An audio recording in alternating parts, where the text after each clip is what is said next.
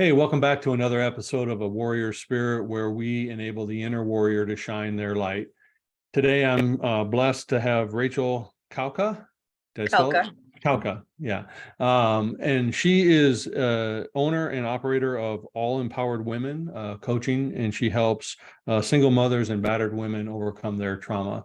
I appreciate your time today. Thank you for being here with us. Yeah, thank you for having me, Daryl. So, as a person who helps battered women and single mothers, that's usually not something that happens just because you want to. Something usually leads a person down that path. So as you were growing up, did you have some kind of experience that kind of led you on this journey to helping others? Oh yes, I definitely did. I grew up in a household where my parents, they were married for a long time, but my father, he was a narcissist, very narcissistic, and he was an alcoholic. So like you had the two go hand in hand. And my mom was the empath, and she was really passive and she was really forgiving, but she was also very, very hardworking. And it's funny because we go to the single part, and I had a lot of friends, or maybe some friends, that didn't have a father in the home Mhm. at all growing up. Mhm. And it's crazy because I always thought to myself, like, well, that might be more easier because I have a father in the home growing up, but he's still just like absent and neglectful. And, sometimes it'd be much easier to just not have him present at all Sure. because my mother was doing everything anyways.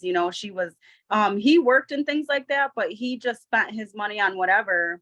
And so my mom, she was always working like two jobs and then coming home and feeding us five kids and paying most of the bills and doing all the cleaning. And so it's almost like I watched my mother be a single mother, even though my father was in the home. And so with the narcissism and with the alcohol, he was also very abusive to my mother and to all of us kids. And so that's the household that I grew up in.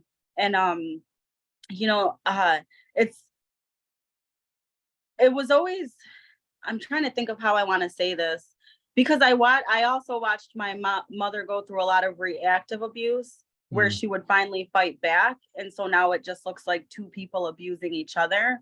Mhm. As a child and as a teenager, I didn't really put that together. I didn't know what reactive abuse was, right? So it's just like two parents fighting. I've always wanted to protect my mom and felt bad for her. But now as an adult and working in the field, I know the term was reactive abuse, right? Where she was react. And now he would say, like, well, look, now she's crazy too, or she's abusive too, and things of that such. And so what happened is I grew up actually as a teenager that was started hooking up with guys that were narcissistic and that were alcoholics and that were abusive. And then I started reacting as well. And so I remember at some point, just like I was living with, I think I've had like three very serious boyfriends. And so we were actually living together. And I remember like my daughter sitting on the staircase and me just having a flashback of when I used to sit on the staircase and listen and watch as my parents bickered and did all that, because that was my way of thinking, I'm going to protect my mom if something too bad happens. Mhm. And so I remember just looking and seeing my daughter and being like, I'm literally living a repeat of like what I grew up in. Yeah, and it's teaching her to live in that chaos as well. So when did you decide that enough was enough and you were not only going to stop living that kind of life, but help others not live that life as well? Sure. I'm 32 years old now. And at about 26 years old, and I know that you're going to know this term, I like discovered this thing called the law of attraction, Yeah. which I haven't heard that word that phrase in a long time, actually. And I became like super obsessed with it, right? And but it was actually what helped me get out of that situation, because about 26, 27 is when I realized I don't want to live this life anymore. I don't want to be in these relationships anymore. That's when I realized it, but that's not when I got out of it, because I still kept kind of waking up and just like living, in those same habits. And so the law of attraction came in, and I was like, all right, well, I'm going to talk and think my way out of these situations and out of this mindset and out of these environments. And to be honest, it probably took like a whole year or two before I actually like followed that speech and the thinking and the laws of attraction. And before you started recording, we kind of talked there was something that you said that was exactly what I just said, but I can go back to it. But so it was probably about, a year after I had realized I wanted to get out of the situations that I actually started taking action. So I'd say like when I was 27, and then I started going to like Celebrate Recovery. And it was more so just because I wanted like a group. I wanted something that was good outside of just like partying and drinking and smoking. Sure. But that wasn't really my thing either. So when you were growing up, did in order to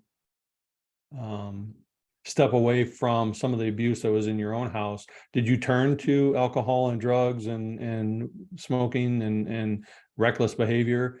And when you were in these other relationships you talked about, were you your true self, or were you hidden behind who they wanted you to be? Wow, that's deep. Yes, I definitely turned to sex, drugs, money. I was a workaholic. So it's like I always made really good money, and it's because I just like would block things out and work, and then afterwards I'd party, and I totally always had to be high, right? Like I was always smoking weed. I even went to school once to become a substance abuse counselor. And when I went to apply for the job for the substance abuse counseling, I didn't get it because I failed my drug test for marijuana. And So you were studying for the test. it's like I needed to smoke the weed, Yeah. And for me, it was always like, well, I focus better when I smoke weed, I function better. Um, and then anger was my other thing. And me and you talked about this too, where it's like, I was an very angry person. And so, yeah, when I was living in those situations, I definitely was not my authentic self. I was just an angry, very angry woman that was just living out the childhood that I grew up with. Mm-hmm. And so when you decided that that was no longer suiting you, was it difficult to align who you truly were? Had you lost it so much that you didn't even know anymore? Did you have to reinvent yourself, or did you just have to uncover it again? No, it was hard. It was really difficult because I had no idea who I was. Um, I was always a passionate person. And so that always shined through, but I didn't know who I was. And I went through this year where I say that I went through an awakening. And Mhm. I don't know if you'd be able to relate to this, but it was almost as if like life and time kept going, but I didn't. Like I was literally frozen Yeah, in time. And for me, I feel like magical things started to happen, like lights would shine brighter than usual. And I remember even this point in time where I was like on the side of the road, and at this point I was ready to like just commit suicide. Like I mhm, didn't want to be alive. I was like, I don't even know the purpose of being here, because at this point I had lost my job. Like I didn't have custody of my daughter. um the car that I was driving was on its last slims, and I had like no gas, and I still had like 20 miles to go. And so I pull over on the side of the road, and I got like the jar of pills that I'm like, I should take these. I don't have, but I remember just like looking, something was just like, look up. Right. And so I like looked up, and I was like looking, staring at the sun, eye to eye, literally. And like in slow motions, like the clouds started moving. It was like something you'd see in a movie. I'm sure. serious, but it was right in front of my eyes. And then at that same time, like I found $10 to put in my gas tank that I didn't realize was over there. Otherwise, I was going to be stuck on the side of the road.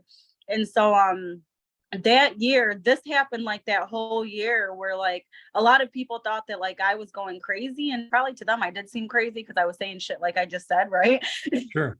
Yeah. And to me, it And sounds they're like, normal because we listen to the divine signs, and we start seeing them in a different light. It's almost like a screen or a veil comes off of our eyes, and we do start seeing things differently and more in tuned to what they actually are, instead of the hazy filter we had in the first place.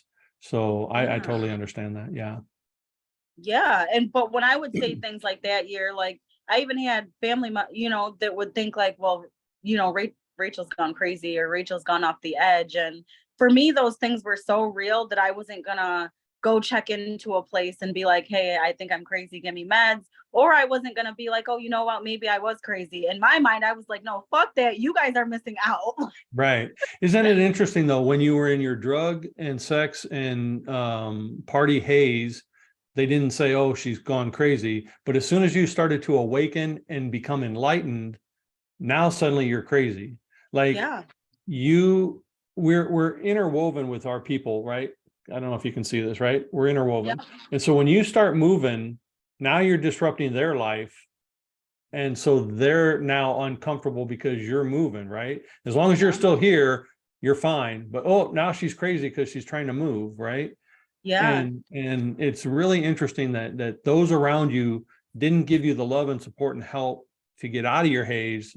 But once you were in, out of your haze, now they're calling you, crazy. Yeah. People are weird. No, yeah. I mean, I think it's the whole world also, it's like anything that's different is always viewed as like crazy or weird or what's wrong with her, just because you've stepped outside of this box of what everybody thinks should be. Right. So what tools did you use to make that transformation? Because having been someone who's been suicidal as well, and I know a lot of people who have come to that edge, we usually don't step back and stay back without some form of help, whether it be a book, music, a person, psychology, whatever. So what did you use to take your step back and reclaim your life? So I started doing things. I started looking for where I could possibly belong. So I left the crowds that were partying and that were drinking and things of such. And I actually started attending this thing called like Celebrate Recovery. And then I started going to like Bible studies. Mhm. And but that wasn't the light for me, right? Because like I just in those circles, I also felt like I just didn't belong. And I felt like people really judged me because I'm somebody that swears a lot, right? And especially coming from the background that I came from, like that's always gonna like my culture is my culture.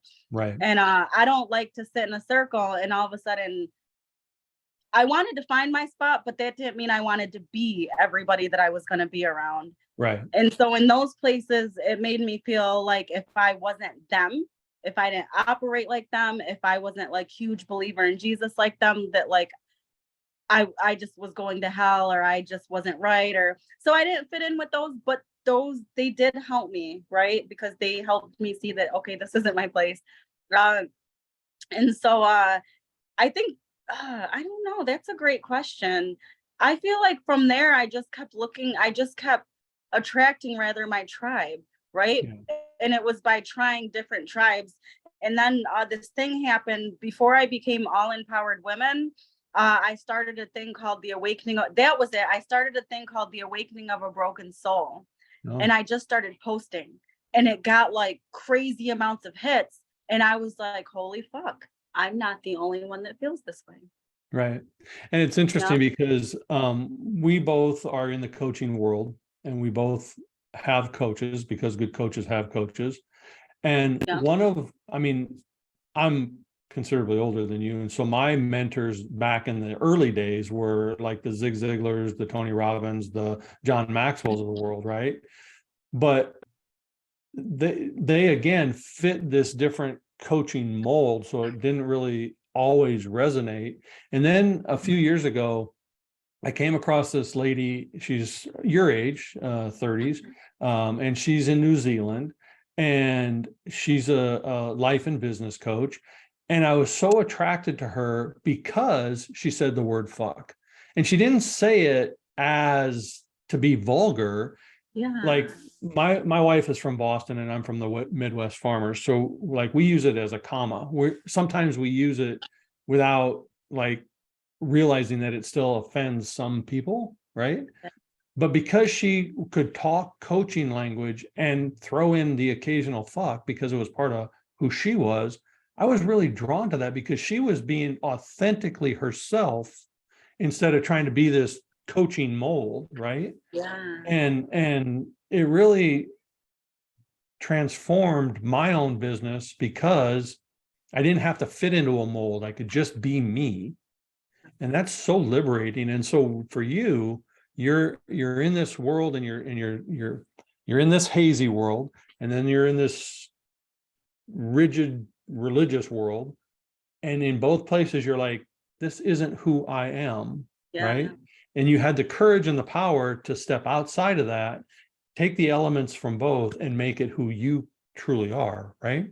Yeah, exactly. Yeah. So how are, as you're helping these empowered women, or all empowered women, as you're helping these battered and single mothers, what are you teaching them? Sure. So my main thing, I actually created this 5-step process, and the hugest portion of it is awareness. Mhm. Because I know that a lot of us live with unhealed trauma, but a lot of us aren't aware of it, especially if that's all you know, that's all you know. And people carry that onto their lives, and they're not aware that it's wrong because they never stepped outside of that box, right? To see that there's better, that there's healthy, that not every home is like this broken home, right? Because I didn't know that. That's why I was recreating it. Then it was like, oh shit, like this isn't right. Right. But now I got to learn what is healthy. Now I got to learn what is love. But now I also got to become aware of what I brought with me and be aware that the fact that it wasn't right. And so what I do with the women is I bring them through this whole thing of awareness, because I want them to become aware of who they are, become aware of where they come from, and become aware of what their potential is and what they could be. And then after we go through that awareness is when we start really digging deep into the healing of it, because you could be aware, but if you're still unhealed, we're usually still just repeating the same toxic cycles.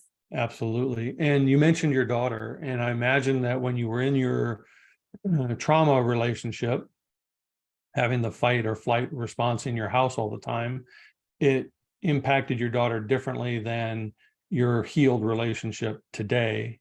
Yeah. And when I say healed relationship, I mean with yourself, Yeah. because that's the first relationship we need to heal and overcome, right?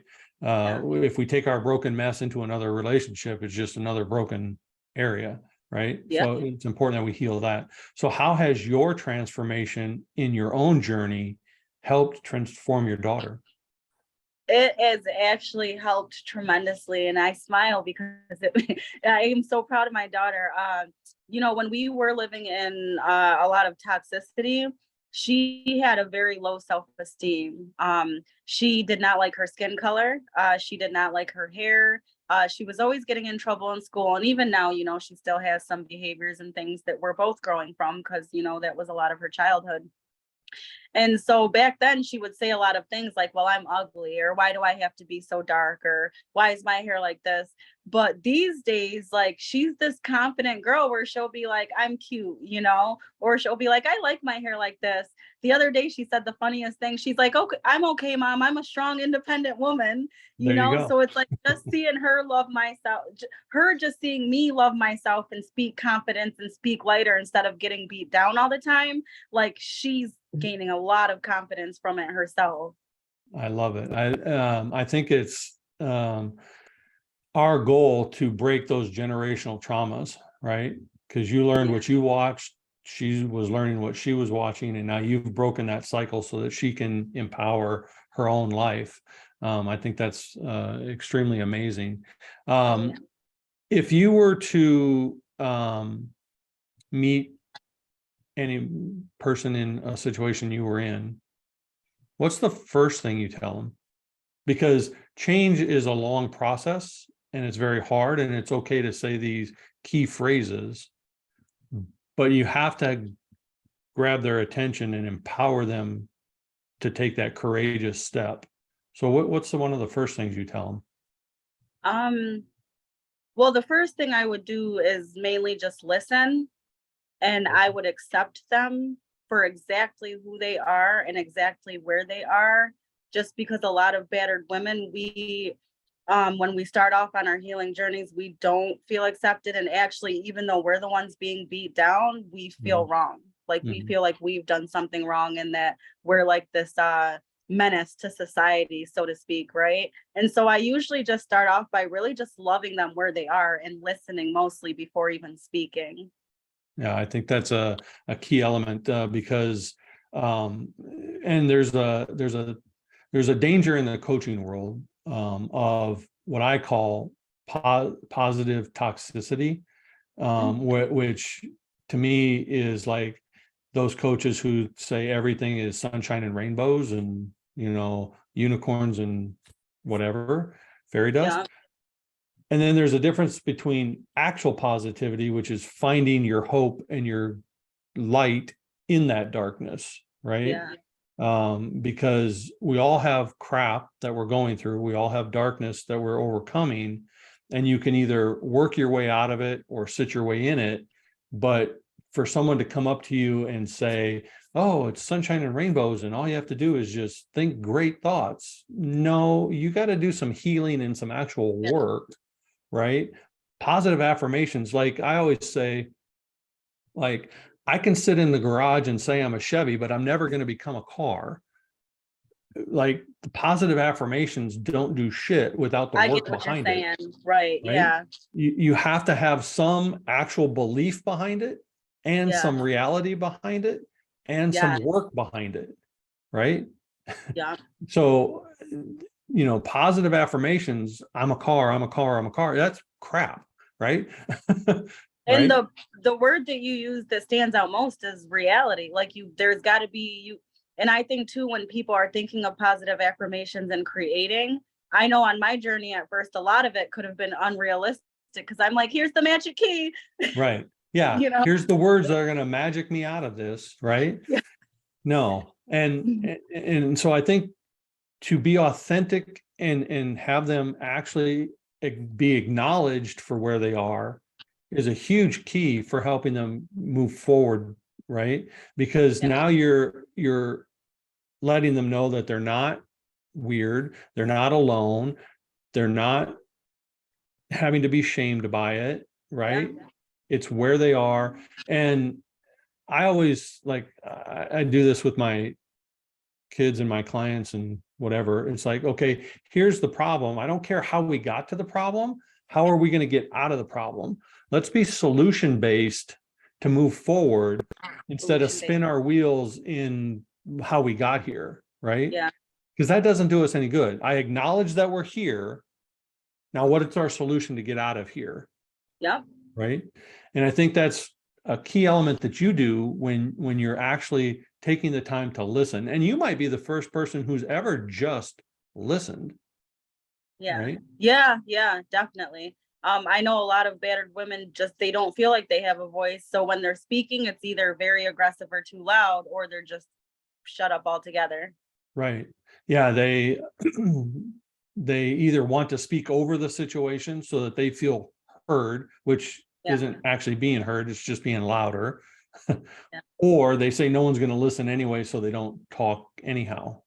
Exactly. Right. So you got to bring that happy medium out, to where you can have a conversation and a dialogue. And it's important to understand that just because you're having a dialogue doesn't mean you're always going to agree, but you can agree on the concept of finding solutions. Maybe not necessarily, the rest of it. So after you listen and you've taken them through their process, what's the key element that you think is necessary for healing? Because to me, mindset is key to a lot of things. Yeah.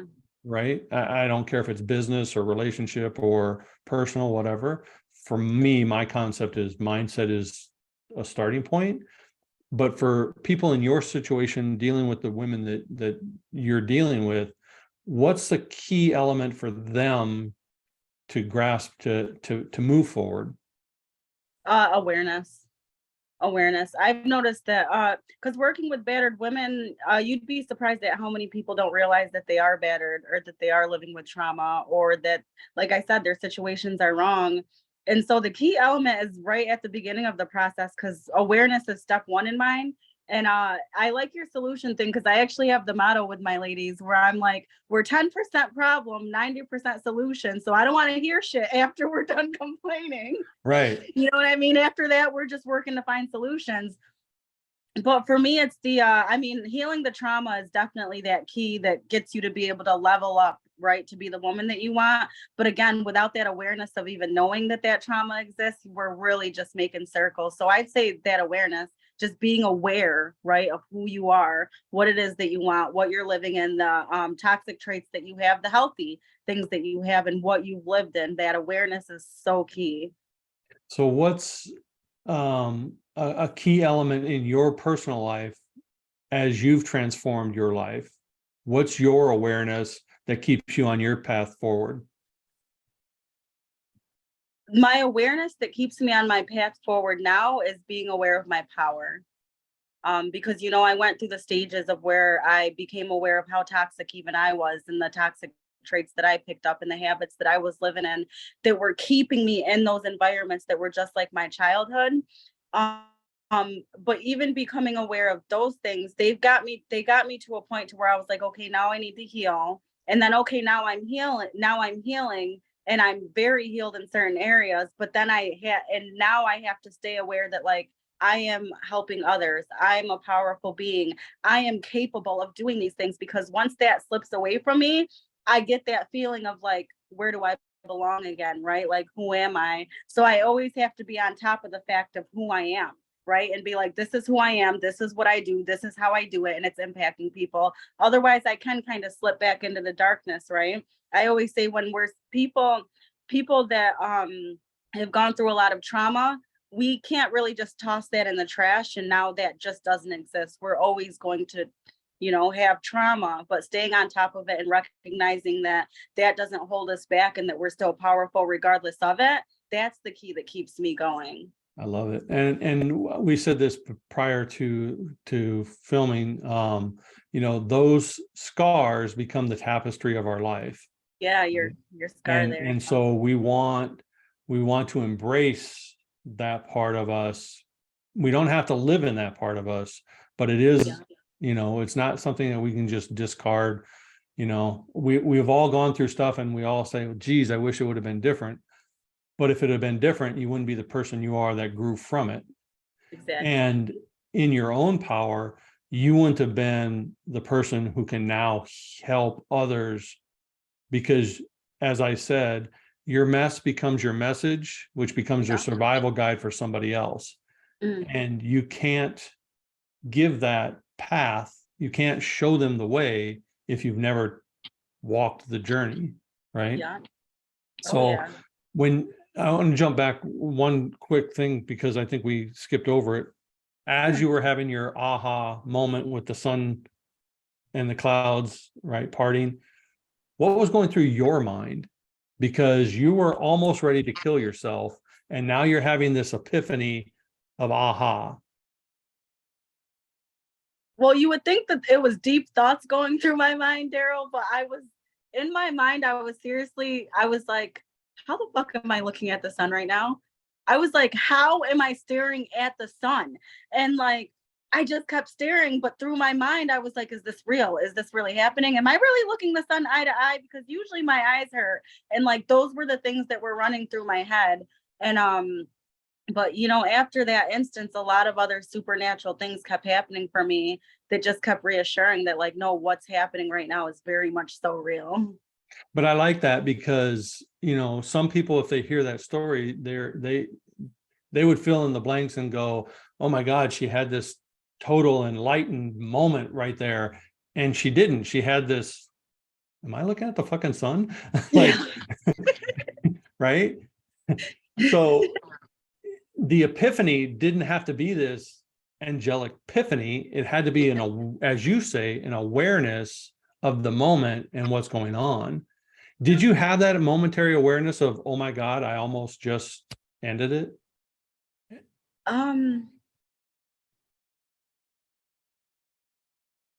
Yeah, it was more of like, I didn't think, oh my God, I almost just ended it. But I remember I did think, there's a reason that I'm here.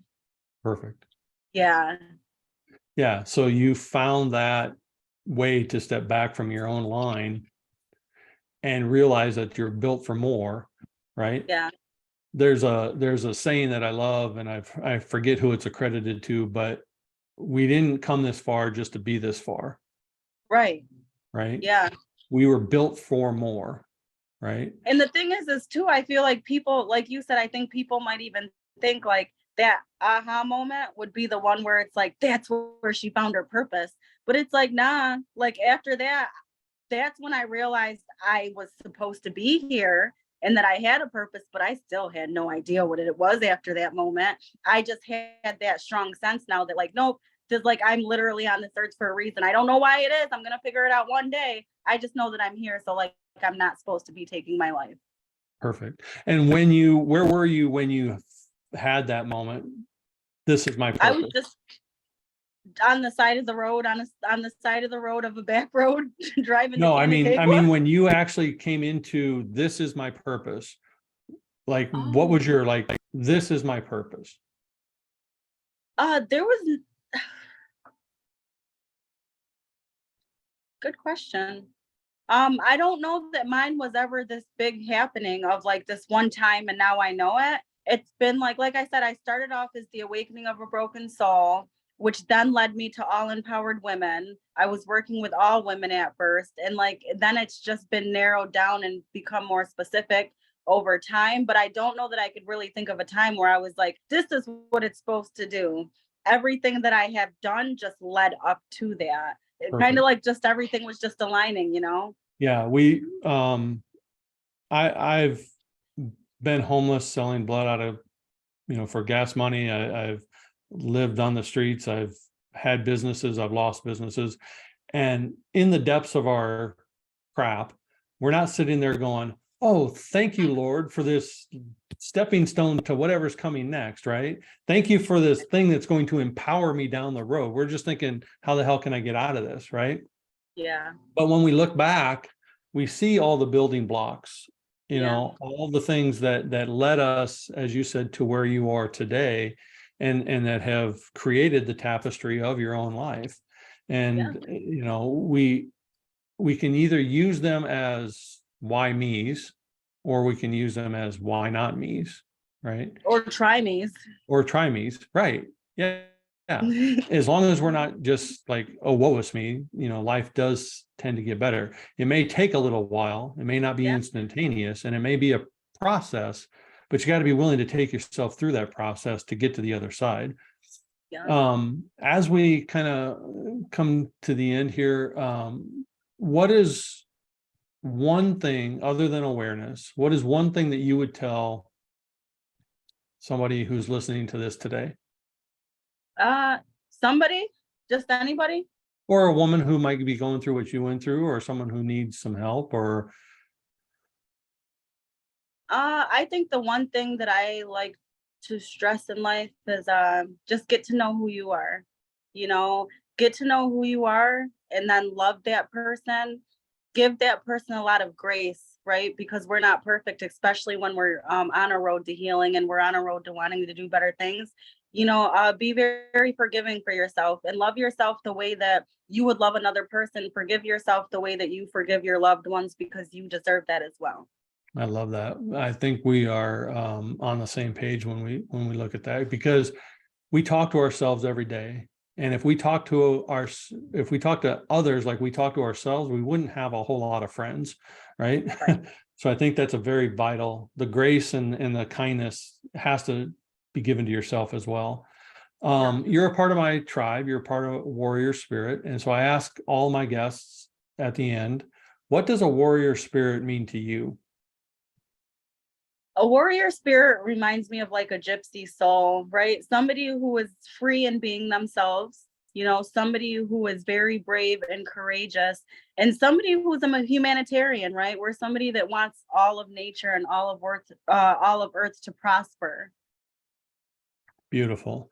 I appreciate you being here today. We will drop some links on how people can connect with you, so that if they need to reach out, they certainly can. And you're a beautiful shining light. I'm glad you made it through that part of your darkness, and keep being the blessing that you are to others. Thank you. Have a great rest of your day.